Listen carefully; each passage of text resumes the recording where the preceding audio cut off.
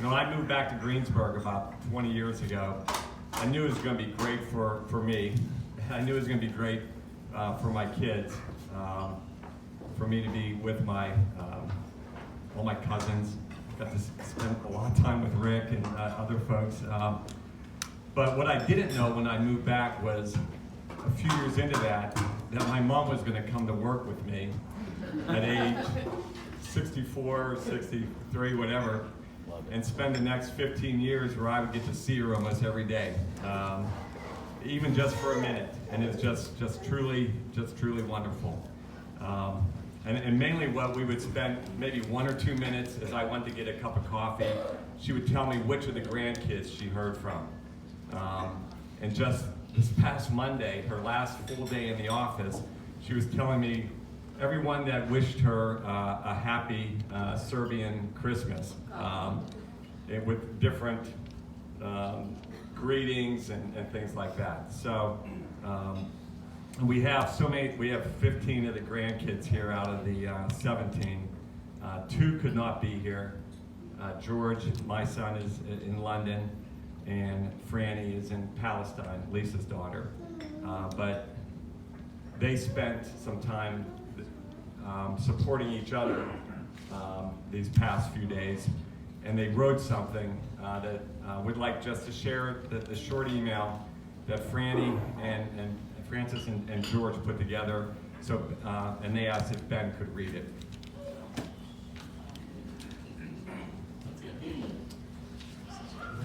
I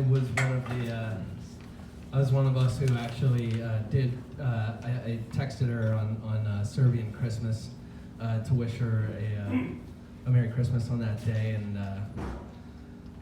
I didn't specify. I just sent her Merry Christmas on that day, because she loved to text with us, and she just responded, "Lamb and pig roasted." That sums it up. Pagocha makes a real, or Pogacha, I don't know how it's pronounced, Claire, maybe. Pogacha. Makes for a real Orthodox Christmas, and my tut always said that we always had snow because it was the true Christmas. That was the response. I was just like, great. That was. I believe it's actually referenced in here. So this is from George and Fran. They wrote it together, and I don't know, maybe you'll be able to tell. I don't know how they did it, but it's pretty cool. There are so many pieces of us, all of us, that are Mimi.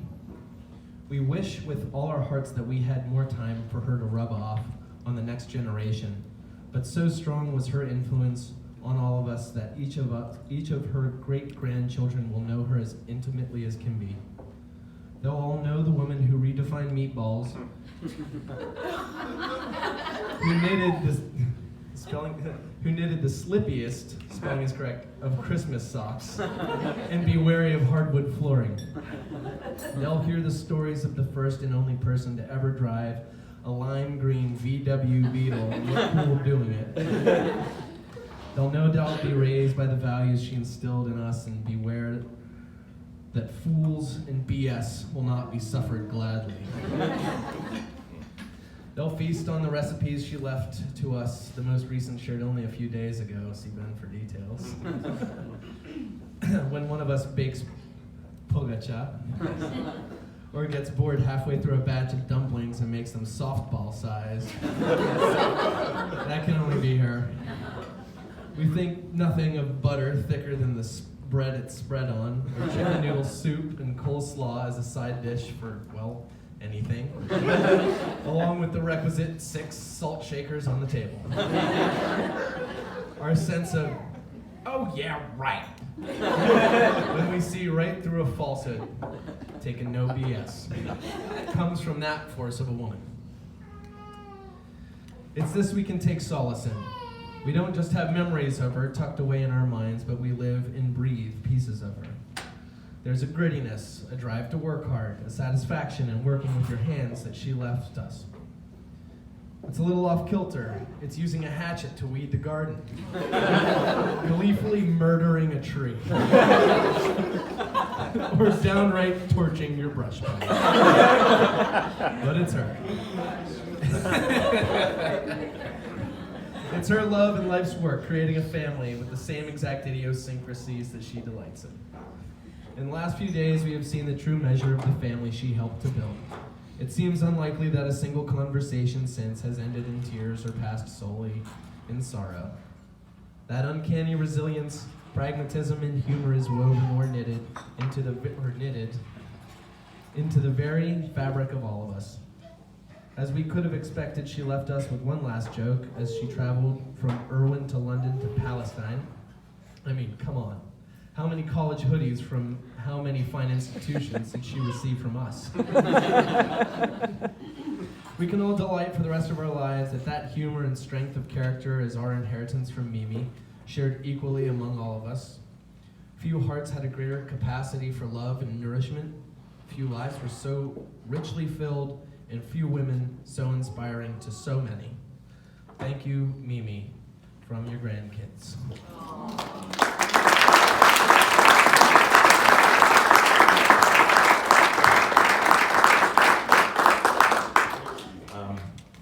I don't have anything else to say, but if anybody does have any thoughts or stories that they want to mention,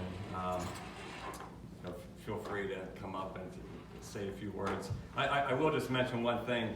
One of the last group texts that we had among the family was when Lisa was over in Palestine with Franny and Juliana, and they were taking sending pictures of all the wonderful historical and biblical areas.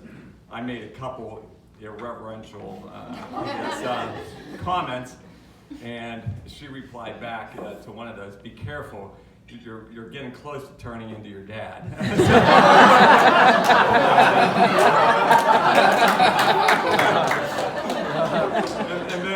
and then literally within a half hour, she sent, outside of the family text, a private text to me. "You know I'm just kidding."